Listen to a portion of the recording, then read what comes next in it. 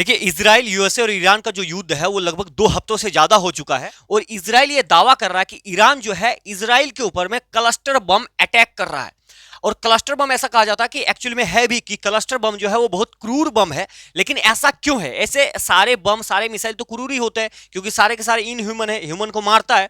लेकिन cluster bomb उनमें से और भी ज्यादा क्रूरता में आता है। ऐसा किस लिए, मतलब थोड़ा सा समझेंगे। उसके बाद दूसरा बात यह है कि जब ईरान के पास इतना तगड़ा एयर डिफेंस सिस्टम है फिर भी क्लस्टर बम का सामना क्यों नहीं कर पा रहा, इसके बारे में भी बातचीत कर लेंगे। ठीक है, तो थोड़ा सा मैं आपको ये बताता हूं कि ये जो क्लस्टर बम है ये क्रूर इतना क्यों है, थोड़ा सा समझिए। देखिए, क्लस्टर बम जो है ये एक कोई पूरा का पूरा मिसाइल नहीं है। ठीक है, मतलब एक ये तो होता है, इस प्रकार का एक कंटेनर होता है और इसमें छोटे छोटे बमलेट होते हैं। इसको बमलेट कहते हैं, बमलेट होते हैं इसमें, बमलेट होते हैं इसमें, एक के ऊपर में एक, एक के ऊपर में एक।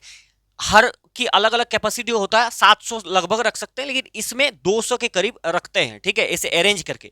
अब इसमें होता क्या है, इसको जहां पर जिस एरिया में इसको मारा जाता है ना, तो ये तुरंत डिस्ट्रॉय नहीं होता है। ठीक है, जैसे कहीं पे मार दिया गया, पूरा बिखेर दिया गया, तो बहुत बड़े एरिया को ये कवर करता है। उसके बाद में ये होता है कि ये छोटा बम किसी एरिया में जब जाके कहीं पे गिर जाता है और ये उस टाइम पे नहीं फटता, तब क्या होता है कि जो आम नागरिक होता है, अगर उसके पैर के द्वारा या फिर किसी भी प्रकार से संपर्क में ये आ जाता है, तो बम के अंदर में जो मटेरियल होता है वो एक्टिवेट हो जाता है और फिर ये जो है ये ब्लास्ट हो जाता है, तो उस निर्दोष आदमी का मृत्यु हो जाता है। और ऐसे इतिहास में हुआ है। मैं ऊपर में आपको एक स्क्रीनशॉट लगा रहा हूं, आप देखिए कि इस क्लस्टर बम के चलते में मतलब ऐसे एरिया में गिरा है जहां पर 10 साल तक ये नहीं फटता, जब तक कोई इसके संपर्क में नहीं आता। इसलिए इसको इतना क्रूर बम कहा जाता है और कई सारे देशों ने इसको बैन कर दिया है, लेकिन कई सारे देश ऐसे भी हैं जो इसको अभी भी इस्तेमाल में ले रहे हैं। ठीक है, तो इसीलिए क्लस्टर बम को बहुत क्रूर कहा जाता है। दूसरा नंबर में थोड़ा सा अभी बात कर देता हूं कि इजराइल जो है, इजराइल का मैंने पिछले वीडियो में बताया था कि इजराइल का एयर डिफेंस सिस्टम बहुत तगड़ा है, लेकिन फिर भी इस क्लस्टर बम का सामना नहीं कर पा रहा है।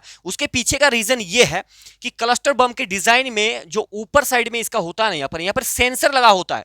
तो अगर इजराइल मान लेते हैं कि इसको काउंटर अटैक करने के लिए, इसको रोकने के लिए जब इसको मिसाइल भेजेगा, तो ये सेंसर से पता लग जाता कि कोई मिसाइल आने वाला है और उससे पहले जो है ये फट जाता है और फट करके कुछ ऐसे ऐसे बिखेर जाता है, मतलब छोटे छोटे भागों में बिखेर जाता है। ठीक है, तो ये मोटा मोटा मैंने अभी आपको आइडिया दे दिया। अभी थोड़ा सा आगे और बातचीत कर लेते हैं, कैसे लॉन्च होता है, कैसे क्या काम करता है। ज्यादा टाइम लगेगा नहीं, आसाम से समझ लेंगे। ठीक है, तो देखिए, ये जो क्लस्टर बम है ना भाई, ये अपने आप लॉन्च नहीं होता। इसको लॉन्च करने के लिए 3-4 चीजों की आवश्यकता होती है, मतलब 4 टाइप से आप कर सकते हैं। एक तो होता है एयर ड्रॉप्ड कंटेनर्स, मतलब हवाई जहाज के द्वारा बहुत ऊंचा में जाकर, हवा में जाकर जिस एरिया में मुझे डालना है वहां से हम इसको लॉन्च कर सकते हैं। उसके बाद आर्टिलरी प्रोजेक्टाइल्स, ठीक है। उसके बाद रॉकेट या फिर मिसाइल के द्वारा, एक फिर स्पेसिफिक मोटर्स के द्वारा या फिर फाइटर जेट के द्वारा इसको हम लॉन्च करते हैं। ठीक है, तो ये चीजें उम्मीद करें यहाँ पर ये लॉन्च करने की प्रक्रिया आप समझ गए। लॉन्च नहीं है। अब देखिए, थोड़ा सा क्लस्टर बम की क्या कुछ व्यवस्था है उसको देख लीजिए। क्लस्टर बम की जो हाइट होता है वो 7.5 फीट होता है। ठीक है, इसका डायमीटर 15.6 इंच होता है। इसका जो वेट होता है वो 431 केजी वजन होता है। और अब थोड़ा सा डिजाइन को बात कर देते हैं। ये पीछे एक पंखा लगा हुआ है, ठीक है, और इधर सेंसर होता है और डेटोनेटर होता है। डेटोनेटर होता है, सेंसर होता है। और एक सेंसर इसमें ऐसा भी है, प्रॉक्सिमिटी, जो कि जब हवा से इसको नीचे गिराएगा ना, तो वो इस चीज का पता लगाता है कि जमीन से कितना दूर में है और कहां इसको खोलना है, किस प्रकार से मारना है, वो सारी चीजें यहां से पता लगाता है। यहां सेंसर लगा होता है। ठीक है, तो ये कुछ इसका मामला है। इसके अंदर में सारे के सारे जो बमलेट है वो अंदर में फिट होता है। ठीक है, अब क्या होता है, थोड़ा सा आगे समझिए कि अब ये काम कैसे कर रहा है, उसको थोड़ा सा मैं आपको समझा देता हूं। जैसे यहां पर भी एक इमेज है, यहीं से मैं आपको समझा सकता हूं।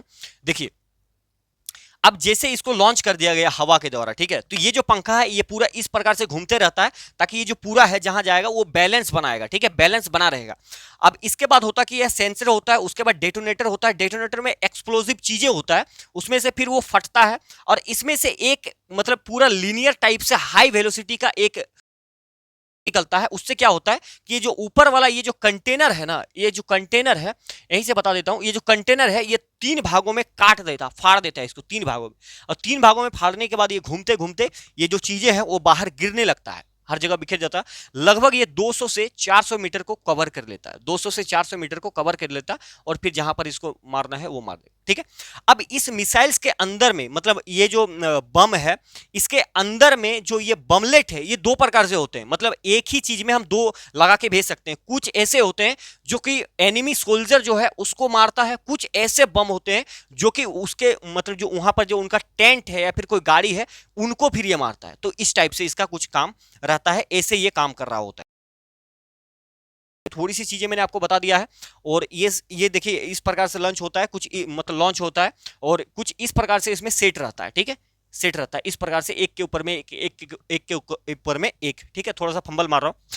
और फिर एक अच्छा सा और भी मैंने डायग्राम ले लिया जहां पर ये समझाने के लिए, ताकि एनिमेशन से समझा दिया जाएगा, बेटर रहेगा। ठीक है, इस प्रकार से उड़ता है, उड़ने के बाद ये घूमते रहता है, बैलेंस बनाता है, बैलेंस बनाने के बाद ये देखिए दो तीन पार्टों में ये टूट जाता है। यहां से फायर होने के बाद एक लीनियर टाइप में यहां से हाई वेलोसिटी का निकलता है, उससे ये तीन भागों में इसको फाड़ देता है। फाड़ने के बाद यहां से बम जो बमलेट है वो निकलने लगता है। तो ये बेसिक फंडा है और इसमें ज्यादा कुछ आपको देखने की जरूरत है नहीं। अब देखिए ये जो क्लस्टर बम का इस्तेमाल कर रहा है ईरान कुछ अलग प्रकार से इस्तेमाल कर रहा है। वो क्या कर रहा है, उसका जो साहेब 3 जो मिसाइल है उसके बॉर हेड में लगा करके इसको मतलब मार रहा है। इससे होगा क्या कि इसका रेंज बहुत ज्यादा है। इसका जो रेंज है वो 1000 से 2000 किलोमीटर की रेंज इसका है। ठीक है, और ये जो मिसाइल है इसका रेंज मतलब अंडर 2000 किलोमीटर का इसका भी रेंज रहता है। तो ये दो मिसाइल्स में लगा इसके वॉर हेड पे क्लस्टर बम को लगा करके फायर कर रहा है।